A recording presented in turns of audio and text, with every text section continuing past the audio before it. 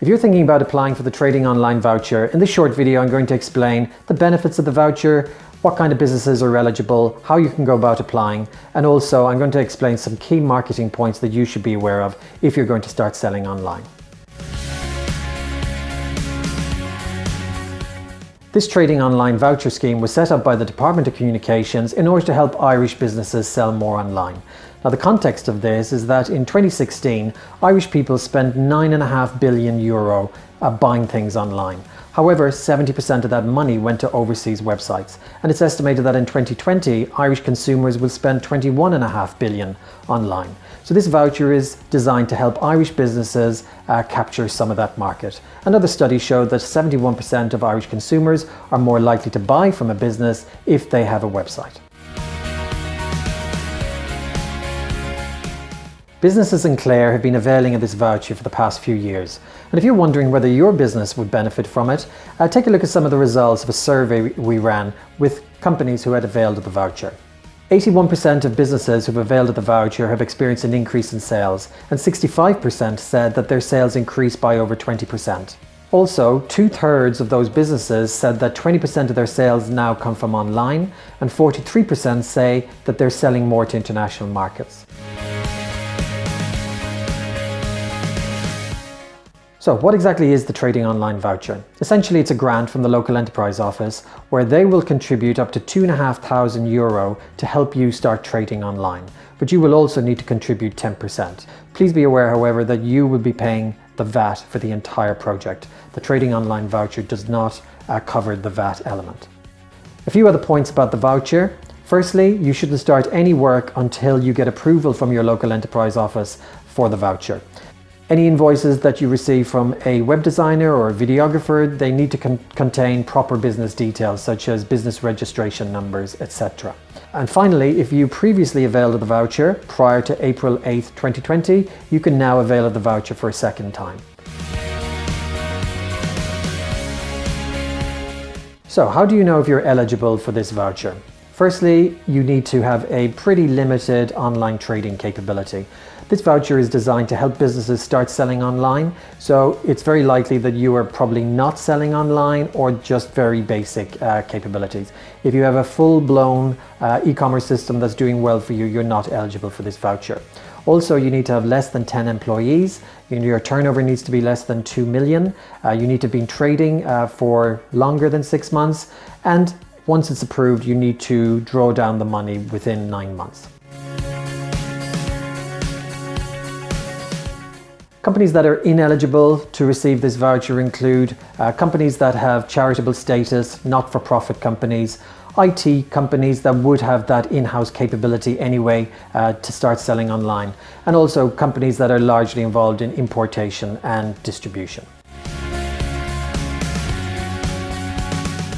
Now, the purpose of this voucher is to help businesses start selling online, but it can be used for more than just getting a new e-commerce website. I'm just going to quickly run through the list of things that you could use this voucher for.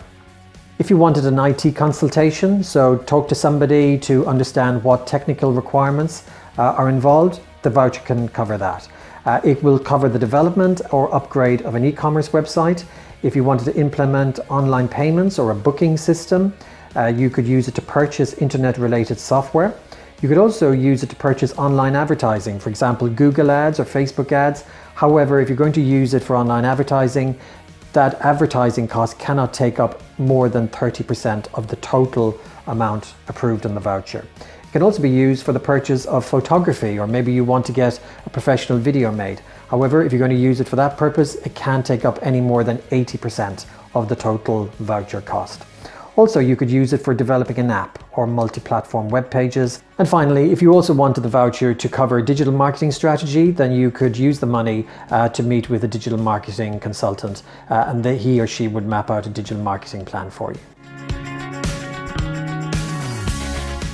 It's also important to be aware of what the voucher cannot be used for. It cannot be used to get a new brochure website. A brochure website is a simple website where there's no ability to buy anything online. Also, the voucher cannot be used to purchase non-internet related software. And finally, the voucher cannot be used for anything other than online trading related activity. So if you would like to apply for the Trading Online voucher, here are the steps to take. Firstly, go to the Local Enterprise Office Clare website and download the application form for the voucher. Also feel free to call the Local Enterprise Office. You can speak to Declan and he'll be very happy to answer any questions that you have. Then you fill in the form, fill in the application form and submit it to Local Enterprise Office Clare. Your application will then be assessed within 1 week and you will be told whether you have been approved or not. You will get a letter confirming if you have been approved, and then you need to complete the project and draw down the funds within 9 months.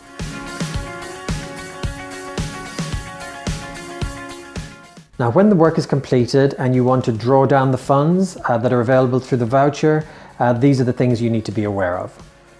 Firstly, you will need to provide the Local Enterprise Office with the original invoices from your supplier. You'll also need to provide a bank statement proving that you have paid the supplier, and also the supplier needs to provide a receipt to match the payment that you made. You, the applicant, will also need to provide a tax registration number, and there also needs to be a project completion declaration by the supplier and by you, the applicant. Quite often this is a letter from your supplier or an email confirming that the project has been finished. And finally, the Local Enterprise Office will need to be able to see the live website before releasing the funds. If you're thinking about selling online, then it's really important to sit back and actually put a lot of thought into this, because the more you're prepared, the better the result you'll get. So the first thing you should do is actually write down what it is you would like to have on your website. Think about your requirements and think about it in terms of what it is you would like to sell and what you would like people to be able to buy from your website. That's very important then when you have a conversation with your web designer. The next thing is you need to write up a quote request and then send that, I would say, to 6 or 7 web designers. Not every web designer might get back to you, a lot of them are busy, and really you do need 3 quotes in order to avail of the Trading Online voucher. So write it out, and because you are sending a written quote request to all the web designers, you will then be able to compare like with like when they come back. When you are choosing a web designer, choose them based on the quality of the work that they have done with other clients, whether they're successful in getting other clients to appear very high up in Google search results, and also ask for some testimonials so that you can get a feel for what it is like to be a customer of that web designer. When you do choose a web designer, make sure you have a named contact, and that person is the person that you will be able to deal with at any time. You should also make sure that when you're dealing with a web designer that you get a timeline so that you can expect that your web project will be completed within 3 weeks, 2 months, depending on how complicated it is. Now, if you're setting up a website for the first time, be aware that you will need a domain name. The domain name is your web address, and you will need to purchase this. You can buy it at blackknight.com or Register365 or GoDaddy. There's lots of different places that you can buy a domain name. You will also need hosting. Now, in order for a website to be on the internet, it needs to be on a server. But as a startup business or a relatively small business, you wouldn't be able to afford a big server. It's very expensive. So companies like Black Knight or Hosting365 take a server and they split it into different smaller segments, and you rent a part of that server. It's called hosting. So in order for your website to be on the internet, you will need your website to be put on a hosting package. And maybe your web designer will be able to help you with that and help you set up the hosting. You should definitely ask him or her about that. You should also have a chat with your web designer to discuss which is the best e-commerce platform for you, given what it is you want to achieve. Be aware that there's lots of different ones out there like WordPress, Magento, Shopify. So do have a chat with your web designer and ask their opinion of which one would suit you best. Now, if you've never created a website before, just another few tips that you should be aware of. Firstly, it's a very good idea to have one page for every product or service that you offer.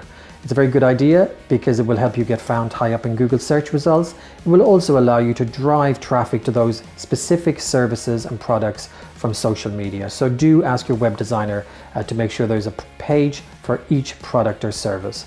Also make sure that your navigation is very user-friendly. That's the navigation at the very top, and it should be easy to browse through your site. But it's also a good idea to have drop downs so that when people land on your website, when they click on a drop down, they get a very good idea about the products and services that you offer. If you don't already have a logo, you should think about getting a logo designed, because that will make your website look more professional. And the web designer would of course then take the color scheme from your logo and apply it through the website. Now, it's really important that your website is responsive. That means that it's mobile friendly. Specifically, it means that it adapts to the device that is being used to access the website. So if I access a website on a desktop computer, I will see the full version of the website. But if I access it on a mobile phone, then that website should respond and reshape itself to fit a mobile phone, and then the menu navigation changes as well to a mobile navigation. This is very standard these days, but you should check that your new website is viewed as mobile friendly by Google. Do a Google search for Google Mobile Friendly Test when you first get your website, and check that your brand new website is seen as mobile friendly with Google. Otherwise, there will be issues for you getting found high up in Google search results. The quality of the photos on your website is really important. So if you have your own photographs, brilliant. But if you don't, you might need very high quality stock photography. So again, have a chat with your web designer and make sure that that's included in the quote, and ask him or her what kind of photos will be available for you to choose from. And finally, it is really important for you to understand that you will need to provide a lot of the content for your website. Your web designer will provide the technical expertise to put the site together and make sure that it looks fantastic, but you know your product or service best. So you need to make sure that you provide the text and the explanation of your products and services, and then you could ask your web designer for any help in terms of finessing that from a marketing point of view. There are different types of e-commerce systems, and if you are selling many products, 10, 20, couple of hundred, then you will need an e-commerce system. That means that when people are on your website, they can click add to cart, they can continue shopping, then they can add something else to the cart, proceed to checkout, etc. That is an e-commerce system, and that can be quite expensive. And if you don't need that, if you only have 3 or 4 products, be aware that there's something cheaper, and that is that you can just have buy now buttons next to your product. And this option might cost a couple of €100, whereas a full-blown e-commerce system would cost several €1,000. So firstly, be aware that that is an option for you if you don't have a lot of products to sell. Next thing is, what is involved in enabling people to buy on your website? Well, firstly, you need payment processing, and there's various types of payment processing. For businesses getting involved for the first time in e-commerce, the easiest is probably using Stripe or PayPal. All you have to do is go to paypal.com or stripe.com, set up an account for free, and then your web designer will be able to integrate that onto your website so that when people get to your website, they can then choose to pay via PayPal or pay via Stripe. If you have a website that is selling an awful lot online and it's a very established website, you might want a system that involves RealX. RealX is an Irish company that enables you to take payments online, but there are more costs involved and there's also more programming involved. So really that would be for more high-end websites. Now, when you have a website, it will require some ongoing maintenance, so here are just a few tips for you. The first thing is, it's really important that when you get a new website that you can then update the content of the pages yourself. So do talk to your web designer and make sure that you will be able to log into your website and change the text, the images, the prices. You don't want to have to keep going back to your web designer. And systems that are based on WordPress are known to be very easy for non-technical people to update the website themselves. Next point is, be aware that your website will need to be maintained in terms of security, and that is something that your web designer would need to do. Usually monthly, they would make sure that all the plugins and different code elements on your website are continued to be secure. You should also make sure that you have full admin rights to your website. What that means is that you don't have some secondary rights when it comes to updating your website. You should have the full admin rights so that you can do anything you want on your website. Also be aware that you will need a SSL cert on your website. This is a security cert that makes sure that any data that's added to your website, be it emails or credit card details, are encrypted. This is very standard these days, but there will be an ongoing cost. So the ongoing costs that you will need to be aware of are ongoing costs for an SSL cert. That could cost 50, 60 euro a year. The hosting costs for your website, that might be 100 or so euro a year. The domain costs, you will need to renew your domain every year. That might be 10 or 20 euro a year. You'll also need to pay your web designer to keep the website secure. That will be ongoing costs. And also most web designers will charge ongoing maintenance costs, so that when you ask them to do X and Y over a period of a few months, that would be covered by the maintenance costs. Now, it's really important to understand that building the website is only part of the challenge. Once you have the website, you then need to drive traffic to it. And some of the main ways to drive traffic would be getting found high up in Google, social media, email marketing, maybe getting discovered on YouTube, lots of different ways that you can drive traffic to your website. Now, it's really important that when you choose a web designer, you choose one that understands how to get your site found high up in Google. Getting found when people are right now searching for what it is you offer is absolutely crucial. And lots of studies show that the traffic that you get from Google converts far better than the traffic that you get coming in from social media. That's because the traffic from search is right now looking for what it is you're offering. The traffic coming in from social media is interested, but might not at this point be looking to buy what it is you offer.